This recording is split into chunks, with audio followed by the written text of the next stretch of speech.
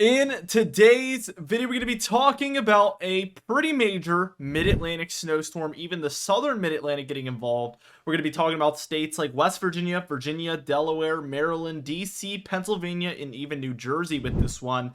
So definitely something we're keeping an eye on as some severe Arctic air works its way southward.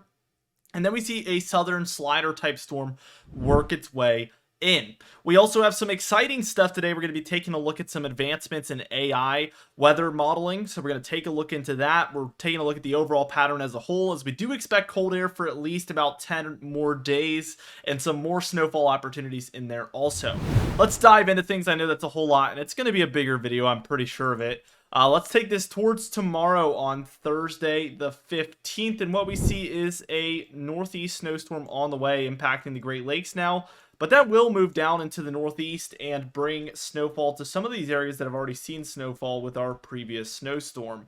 Meanwhile, we have a snow event happening out west for the Cascade Mountains, the Sierra Nevada Mountains, and even into the northern Rockies. As we take this towards Friday, we're going to take a look at Thursday into Friday here, actually Saturday, or better yet 2 a.m. on Friday here.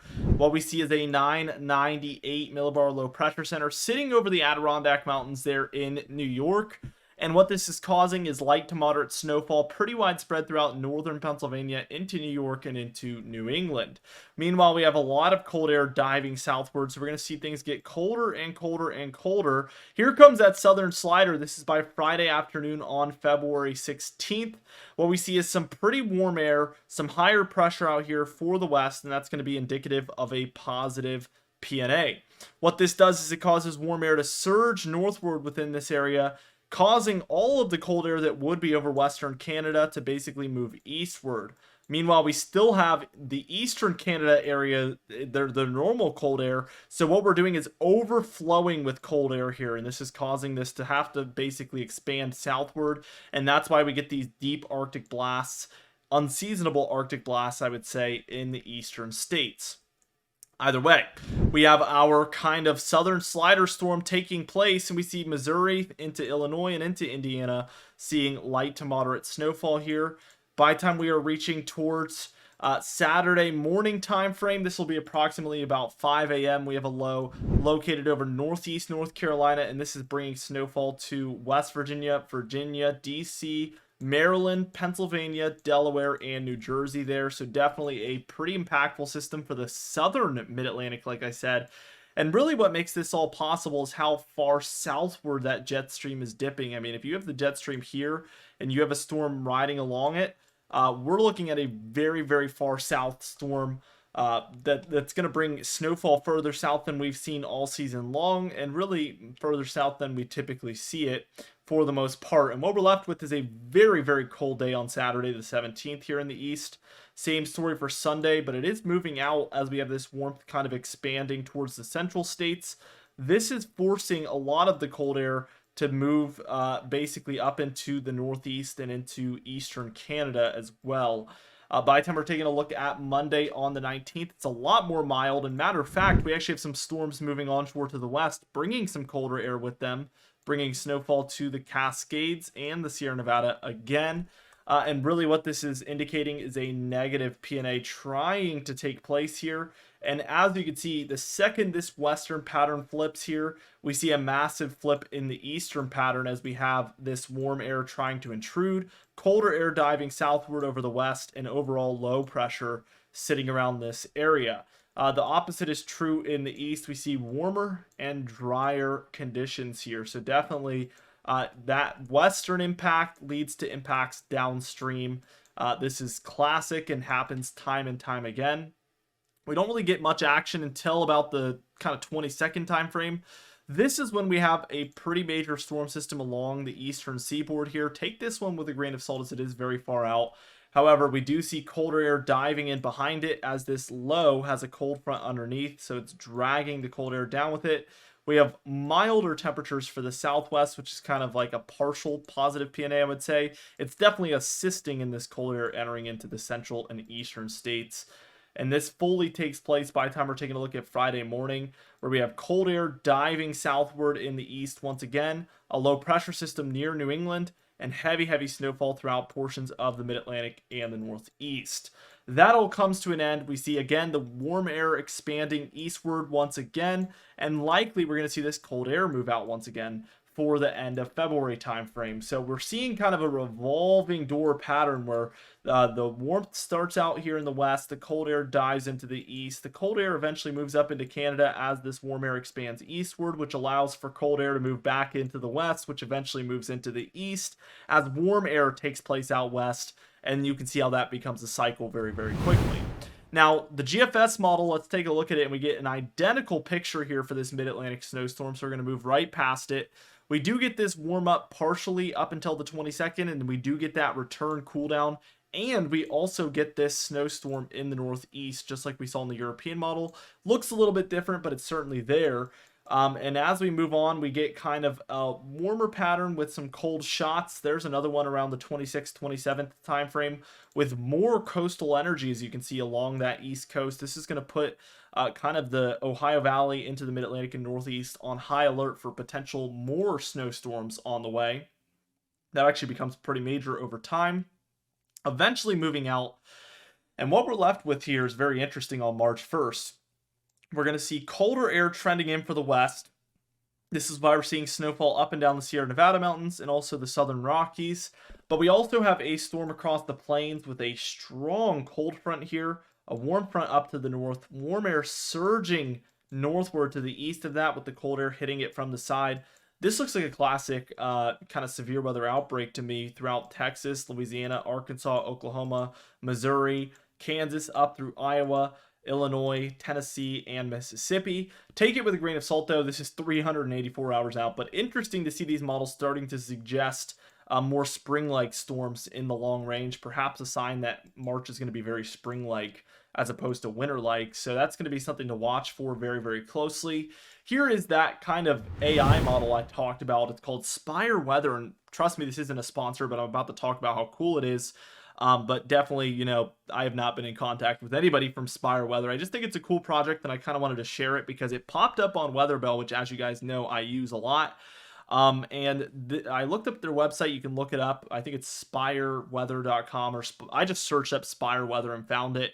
But they're inventing this new model that uses satellite imagery and also AI-powered algorithms to kind of do machine learning within the models, as far as I understand it, which is extremely cool. And I'm going to be tracking this project over the coming years to see if we see improvements. Your typical models, like your GFS and the European model, they're not updating themselves. They're not evolving themselves with changes. But if you kind of install this AI-powered algorithm into your model to where it's going to take what happened compared to what it forecasted, realize what went wrong, and then correct it and update itself. I mean, the sky is the limit with how accurate these models can become, and that's kind of what I've been alluding to over the past couple of days, and that's why I wanted to include this segment here with the Spire Weather model. So super cool project. I'm looking forward to it. I also know of another project. I believe it's called Stormwarn. I kind of forget what it's called. I'll let you guys know soon, but I have a friend that's actually running this model, and it's been shown on the news. He's actually compared it to the National Weather Service's ability to put out tornado warnings, and it's actually coming in more accurate than what they're doing as far as being able to produce those tornado warnings earlier with modeled guidance as opposed to just radar indicated rotation. So definitely a very interesting project there. This model is a lot closer to the NAM 12KM model as far as the resolution. My friend's model that I'm talking about is a higher resolution, more pinpoint, down to the county level, down to the town level type model that's going to give that really, really micro scale resolution forecast. So definitely some cool projects out there. I think AI is going to become a big part of these weather models. And again, with that learning element of it being able to kind of identify the issue, update itself, do better next time. I mean, you repeat that over years. And I mean, how good can these things become? It's a big question and definitely has me very, very curious. Let's watch the model run here with this particular model. And it only runs on 12-hour increments. So that's why it seems so low frame rate really coming in, but it's because it's jumping from 12-hour period to the next one. I'm sure they will add more later on. We'll see, obviously. But this storm looks almost identical to the European model and GFS model, so definitely not seeing much interesting stuff there. We do get that warm up And eventually we get that cold shot once again with the snowstorm over the northeast. So not only are our European model and our GFS model showing this, but now our Spire weather model, the AI powered one, is also showing this with that cold air moving in. So will this be a learning experience for this model, or will it be accurate? Well, time will only tell, so we'll be tracking it closely. Just wanted to include that little segment there. Let's move on to our typical stuff here. We have that precipitation forecast for the west, and really, I mean, we're looking at a ton for the west coast, up and down through the northwest and southwest. And then we're getting a pretty sizable amount here for the Rockies as well. So I expect big time snow totals once we're taking a look at the total snowfall in a minute. We do have a really strong southern flow, but you can see it's moving across the Gulf and offshore of the southeast. So this isn't really impacting the continental United States too much outside of Florida, which, as you can see, I mean, we all know this, but it jets down into the Gulf of Mexico. So Florida's just kind of in the way there. But we can see that there is a pretty average amount of precipitation through the Ohio Valley, up the Mid-Atlantic and into the Northeast. This will be enough in a colder pattern like the one we're seeing here to produce above average snowfall amounts, because obviously the average precipitation is a lot of rain and a bit of snow in there, but with the colder temperatures, you're seeing a lot more snow with that average amount of precipitation, so you end up with above average amounts of snow due to the temperatures, not the amount of precipitation. Now, once we take a look at the total snowfall here, I mean, tons out west, like I mentioned, including the Cascades, Sierra Nevada, and the Rockies here.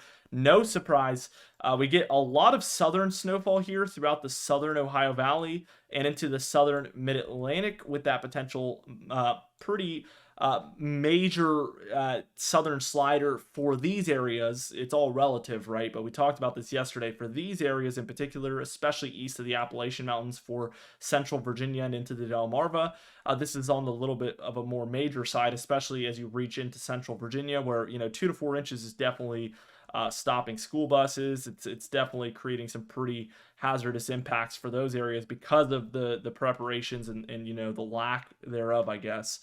And just overall, you know, the people not being used to driving in the snow at all. As we work our way into the Great Lakes, we see an average to slightly above average amount of snowfall. Same thing for the interior northeast here, but on this model, we don't get too much along the coast here. So these same areas that saw the most snowfall with our previous snowstorm are getting almost none over the next 10 days. The GFS model here, we get a lot out west, same as the European. And again, we get this kind of 2 to 4 inch event there for the Mid-Atlantic and Ohio Valley. And then we get a bit more here across the Midwest and the Northeast. This model runs to 15 days, so we're likely just getting more snowfall because there's more days here, not because it's actually showing heavier amounts. The overall temperature pattern, as we take a look at it, we're seeing that cool down around the 18th here. That moves out. We get warmer temperatures overall, again, with the cold moving into the west. So this is more of what we're seeing here by this point, with the warmth surging around that into the east. Definitely very interesting. As we keep going, though, we get a pretty strong Arctic blast around the 23rd, 24th time frame, followed up by more warmth with returning cold and activity out west. Again, a negative P&A pattern, warmth surging northward for the central and eastern states.